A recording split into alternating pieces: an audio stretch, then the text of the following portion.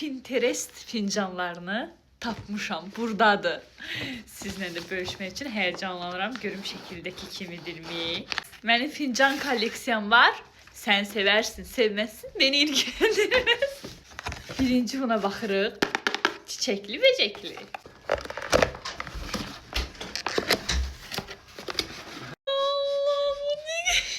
Tam çayxorların stəkanı. Dovğa içməyə mamam deyir dovğa qabıdı. Çox qəşəngdir, buna baxın. Ürəyim getdi bunu şəkildə də görəndə. Bulutlar, pambıq kimi bulutlar. Bu da çox qəşəngdir. Bu balacadır. Sonuncu. Bunun için de ürəyim getmişdi. Çox qəşəngdir. Ayol, sen büyüdün, fincanımı aldın. Görün ne güzeldi. Həqiqətən əsl Pinterest vibe'ıdır da. Aşağıdan səhifəni qeyd edəcəm. Sifariş edə bilərsiniz. Mənim çox xoşuma gəldi.